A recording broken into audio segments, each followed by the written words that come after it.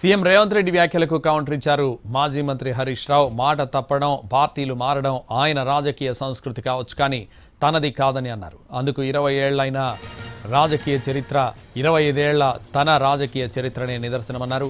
రేవంత్ రెడ్డిలా ఒట్టు వేసి ఒక మాట, ఒట్టు వేయకుండా మరో మాట చెప్పే అలవాటు తనకు లేదన్నారు హరీష్ రావు. భద్రాద్రి రాముడి సాక్షిగా సంపూర్ణ రుణమాఫీ చేస్తానని చేసిన ప్రమాణం ఏమైంది అంటూ ముఖ్యమంత్రిని ప్రశ్నించారు. ఆయన సభ పెట్టిన ఖమ్మం జిల్లాలో అయినా రైతులందరికీ పూర్తి స్థాయిలో రుణమాఫీ జరిగిందా అని నిలదీశారు. ఒకవైపు చివరి ఏడాదిలో రాజకీయాలు చేద్దాం అంటూనే మరోవైపు ప్రతి బహిరంగ సభలో ఎందుకంత ఆవేశంతో, అసహనంతో రగిలిపోతున్నాడని ప్రశ్నించారు హరీష్ రావు.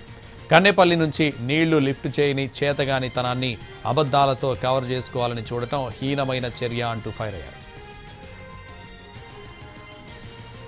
28 లక్షల క్యూసెక్కుల వరద వచ్చినప్పుడే మేడిగడ్డ, అన్నారం, సుందేళ్ల బ్యారేజీలు చెక్కు చెదరలేదని, 1,00,000 క్యూసెక్కుల వరద వస్తున్న ప్రస్తుత సమయంలో ఏదో జరుగుతుందని ఎందుకు భ్రమలు కల్పిస్తున్నారని అడిగారు.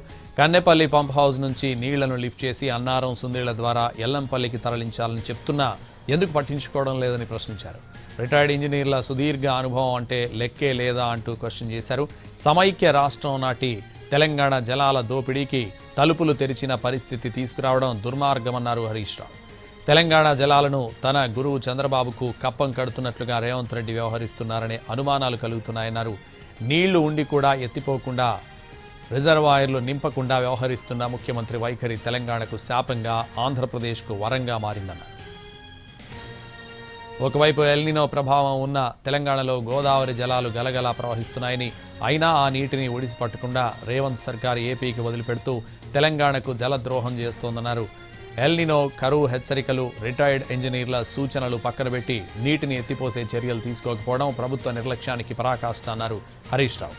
కన్నెపల్లి పంప్ హౌస్ వద్ద 1,00,000 క్యూసెక్కుల ప్రవాహం ఉన్న పంపులు ఆన్ చేయకుండా నీటిని దిగువకు వదిలేయడం తెలంగాణ రైతాంగానికి రేవంత్ చేస్తున్న నమ్మక ద్రోహమని, రైతుల పట్ల కాంగ్రెస్ ప్రభుత్వ అసలు వైఖరికి ఇది నిదర్శనమని అన్నారు. రోజుకు 3 టీఎంసీల నీటిని ఎత్తిపోసే సామర్థ్యం ఉన్న పంపులు సిద్ధంగా ఉన్నా కావాలనే ఆన్ చేయకపోవడం క్షమించరాని నిర్లక్ష్యమని అన్నారు. నీళ్లు ఉండి కూడా వాడుకోకపోవడం కంటే పెద్ద వైఫల్యం ఇంకేముంటుందని ప్రశ్నించారు.